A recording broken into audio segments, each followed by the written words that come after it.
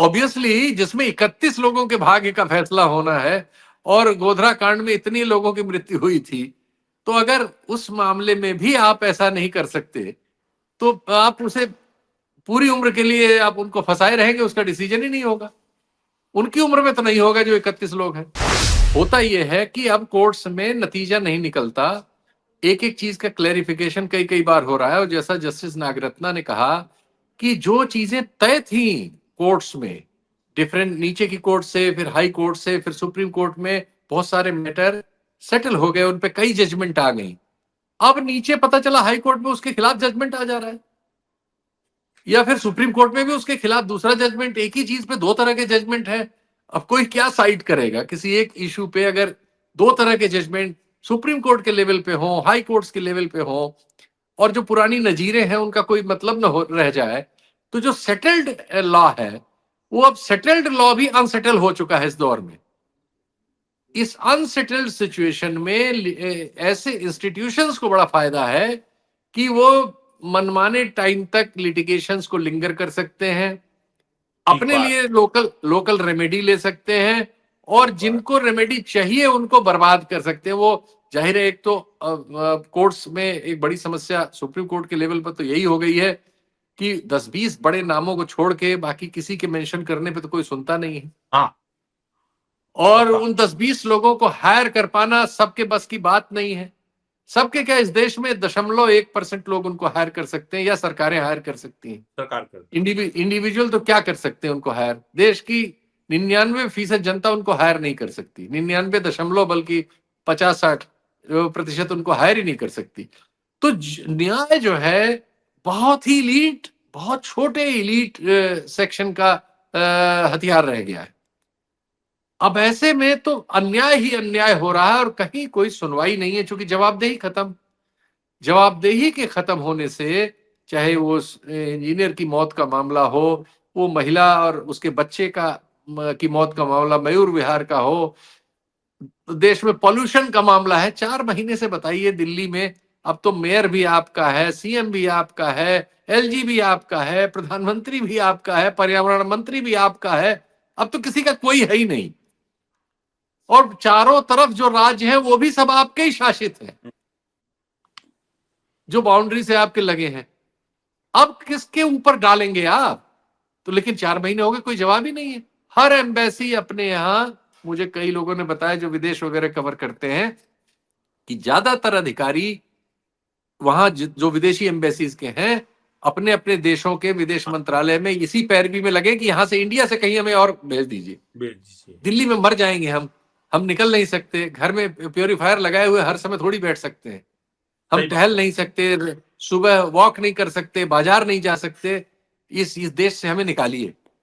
यानी ये औसत धारणा है। और आज आईएमएफ की चीफ ने, गीता गोपीनाथ ने इनके मुंह पे कह दिया है, कलीपुरी के। इन्होंने एक फुटबॉल खेली थी कि मोदी जी के लिए कोई आंसर ले लें, थर्ड अर्थव्यवस्था वाली। अरे उसने कहा क्या अर्थव्यवस्था और क्या बात कर रही है? जो पॉल्यूशन है आपके यहाँ, कोई पैसा लगाने कैसे जाएगा वहां? उसको रहना भी तो होगा, फैक्ट्री थोड़ी है उसकी। वो देखेगा नहीं कि वहां जीवन स्तर वहां कैसे उसका रहेगा। 1000 और 1200 AQI में आप कैसे जिंदा रखेंगे? सर मैं मुंह पे मार दिया। सर मैं इसको एक आम भाषा में बताना चाहूंगा कि हम लोग अगर दिल्ली में है, दिल्ली एनसीआर में है, तो हम लोग जो है इसको नहीं, इस बात को समझ पा रहे। ये बात सर उनसे पूछिए जो दूसरे राज्य के लोग हैं। जैसे मैं बताता हूँ सर कि मैं दिल्ली में रहा हूँ, दिल्ली में पढ़ा हूँ, दिल्ली में लिखा हूँ, लेकिन मैं उत्तराखंड से बिलोंग करता हूँ। तो बीच में मुझे 2 साल जो वहां पे रहना पड़ गया था, कुछ मजबूरी थी किसी वजह से।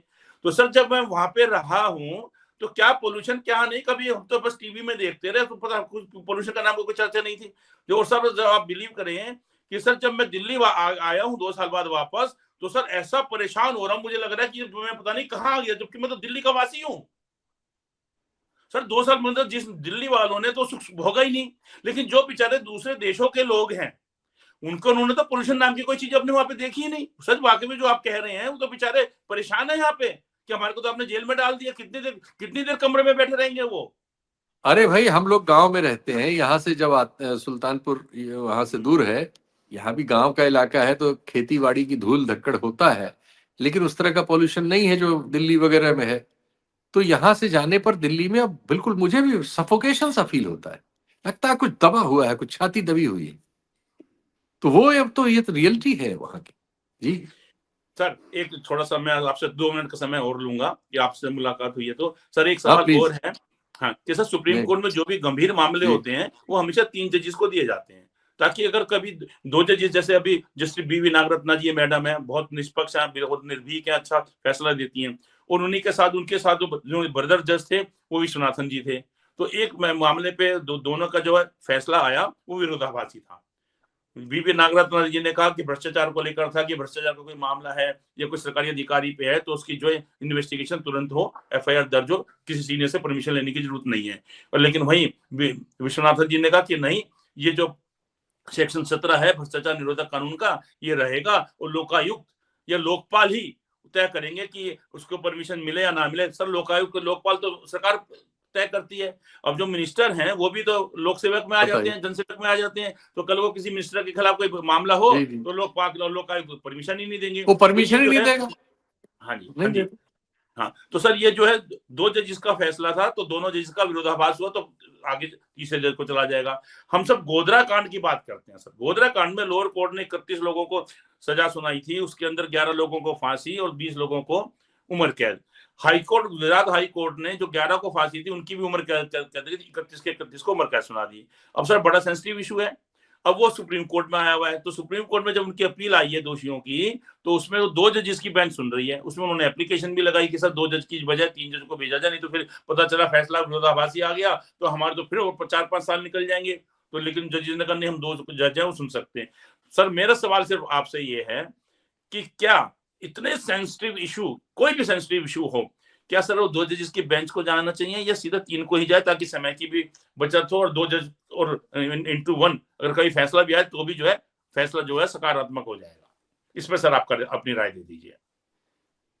देखिए आपने बिल्कुल आप चूंकि इसको कवर करते हैं तो आपने बहुत ही एक जरूरी मुद्दा सामने रख दिया है।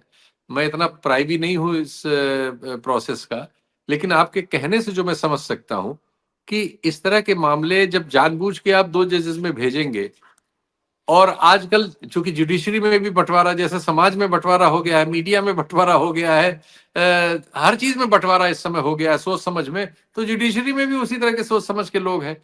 तो ज्यादातर मामले आप फंसाते जाएंगे। जैसे अब ये मामला जो ये आपने अभी बताया, रेफरेंस जस्टिस नागरत्ना का और विश्वनाथन साहब का, तो ये जो है अब 3 जजेस की बेंच कब बनेगी, कब सुनेगी, ये समझ लीजिए कई साल के लिए गया ये मामला। क्योंकि सुप्रीम कोर्ट में इतना वजन है, इतने मामले हैं कि अब ये मतलब इसका ये इतना जरूरी विषय है, लेकिन ये कोलैप्स हो गया और सुप्रीम कोर्ट के अलावा कहीं कोई इसका मतलब नहीं कोई सुन के इसको डिसाइड कर दे। ऐसे बहुत सारे मामले पड़े हुए हैं। पीएमएलए में जो फैसला दे गए वो तो शायद 3 जजेस वाली बेंच में थे, 22 में जो उन्होंने फैसला दे दिया था, जो अब मानवाधिकार के वो है हमारे चीफ जो है, लेकिन उस फैसले को चैलेंज है, 5 लोगों को सुनना है। अब देखिए 15 साल में सुना जाएगा कि 10 साल में, तब तक ईडी कितने लोगों को पीएमएलए में सड़ा देगी और कोई कुछ नहीं कर पाएगा, पता नहीं। और फिर भी 5 जजेस में भी क्या फैसला आएगा भगवान जाने।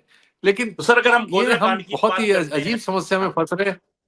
गोधरा कांड की जी बात करते हैं सर, गोधरा कांड इतना सेंसिटिव इशू है, जी उसमें 31 लोगों को उम्र कैद की सजा है, उनकी दोषियों की अपील है, 2 जजेस अगर उसको सुन रहे हैं, क्या सर आप इसको उचित मानते हैं गोधरा कांड को? सर तो गोधरा कांड का इतना सेंसिटिव इशू?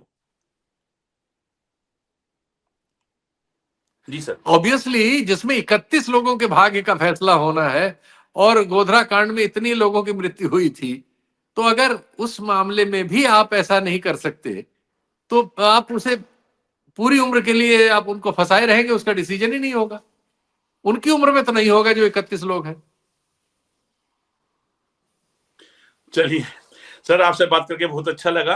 अब कोई नया मुद्दा लेके फिर आपसे चर्चा में जुड़ेंगे। और आप हमसे जुड़े रहने के लिए सब्सक्राइब करें YouTube पर, फॉलो करें Twitter पर और लाइक करें Facebook पर। और ज्यादा जानकारी के लिए आपको टाइप करना होगा सिर्फ न्यूज नशा।